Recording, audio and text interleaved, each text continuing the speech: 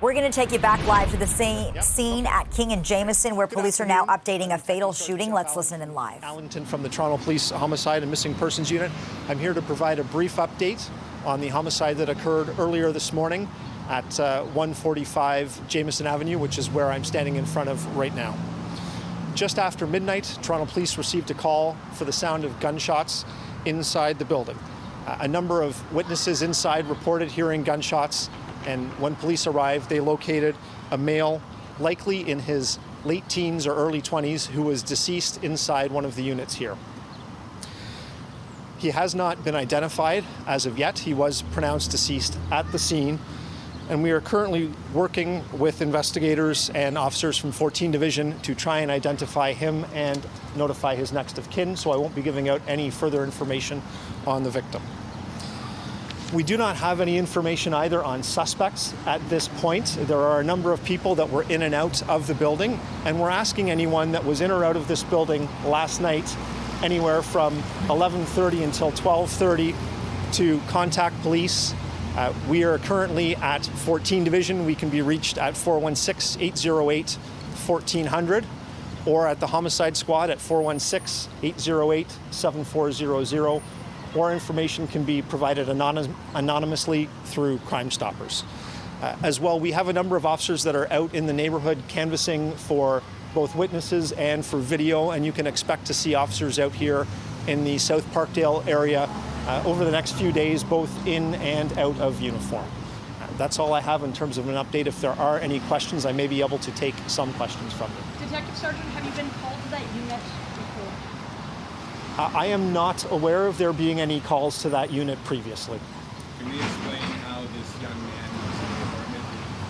The occupant of that unit seemingly was out here saying how they got there. Do you have anything that you can say at this time about how this young man was? I'm not going to get into details about how the young man arrived at the apartment. He was allowed into the building. However, he is not a resident of the building. That I do know. So you said there were several people coming in and out of that unit? I don't know how many people were inside that unit. There was certainly more than one person, but I don't know the exact number. Can you speak to why people go to that unit? We've heard from other people in the building, including that occupant, who says that she lets people come and go. Is that sort of something you've heard? I'm not going to get into information we've heard from witnesses at this time.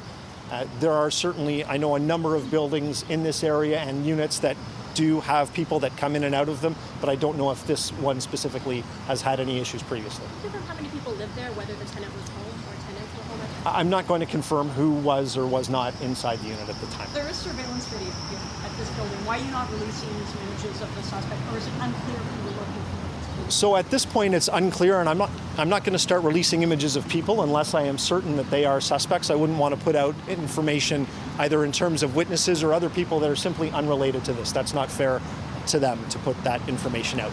If there is information I can share in terms of suspects, I certainly will, and I will put that out to the media as soon as I am able to do so. The victim, is it multiple gunshot wounds? I'm not going to get into the number of gunshots that were or were not fired. You said you have not identified the victim yet? Is it just a matter of notifying next of kin at this point? Do you know who you think he is?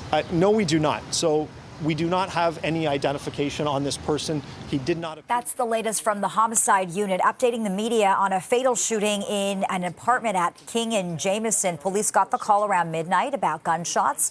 A male in his late teens, early 20s was found dead on scene. So we're talking about a young man, the shooting victim here. Police do not have any information on suspects at this point, and they do say there were a number of people coming in and out of the building. They're hoping those people can help investigators. Also important to note, the occupant of the unit says she has no idea how the victim got inside her unit. Police now confirming the victim was not a resident of the building. We'll have more on this developing story throughout the day.